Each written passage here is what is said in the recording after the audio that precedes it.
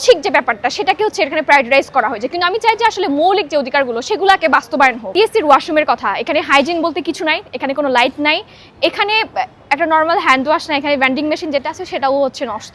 ডাকসুর পক্ষ থেকে একটা ফিমেল জোন করা হয়েছে টিএসসিতে, উদ্যোগটাকে আমি স্বাগত জানাই, কিন্তু এটার চেয়েও আরও সবচেয়ে বেশি গুরুত্বপূর্ণ যেটা মনে করি আমাদের বেসিক রাইটসগুলো। আপনি দেখবেন টিএসসির ওয়াশরুমের কথা, এখানে হাইজিন বলতে কিছু নাই, এখানে কোনো লাইট নাই, এখানে একটা নর্মাল হ্যান্ড ওয়াশ না, এখানে ভেন্ডিং মেশিন যেটা আছে সেটাও হচ্ছে নষ্ট। তো এটা নিয়ে আমি একাধিকবার গত প্রভিসি ম্যামের সাথে কথা বলেছি, তো আসলে এটার কোনো, এবং পরিচালক টিএসসির যে পরিচালক সেটার সাথেও কথা বলেছি, সেটার কোনো উদ্যোগ আমরা দেখতে পাইনি।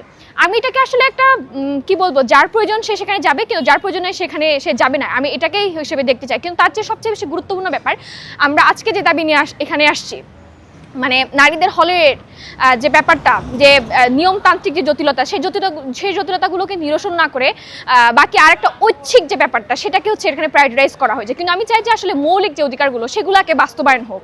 এবং একই সাথে আমি এটাকে আসলে তেমন কি বলবো, একটা ফ্রিডম অফ চয়েসের উপর দেখতে চাই আর কি, যার ইচ্ছা সে যাবে, যার ইচ্ছা সে যাবে না।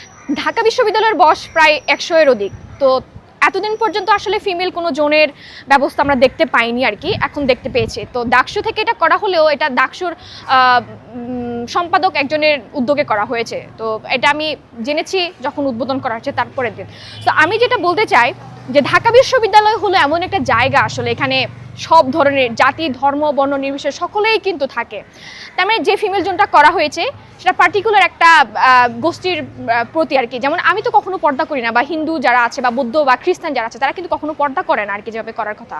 তো এখানে এটা করা হয়েছে, আমি মনে করি একটা সিলেক্টিভ মানুষদের জন্য করা হয়েছে। এবং ঢাকা বিশ্ববিদ্যালয় যেহেতু একটা সবার জন্য, সবার একটা সম্মিলিত জায়গা, এতদিন পর্যন্ত যেহেতু প্রয়োজন পড়ে নাই, আমার মনে হয় এটা একটা ঐচ্ছিক ব্যাপার, মানে এখনও এটাকে খুব বেশি জোর দিয়ে দেখতে আমি চাই না। কারণ অলরেডি ঢাকা বিশ্ববিদ্যালয়ের নারী শিক্ষার্থীদের জন্য, আমি যেহেতু কলাভবনে ক্লাস করি, কলাভবনে 2টা কমন রুম রয়েছে মেয়েদের জন্য, যে মেয়েরা বাইরে বসে খাবার খেতে স্বাচ্ছন্দ্য বোধ করে না, তাদের জন্য হচ্ছে কমন রুমের ক্যাফেটেরিয়া যেগুলো আছে সেগুলোতে ওরা বসতে পারে, এফবিএসেও বসতে পারে।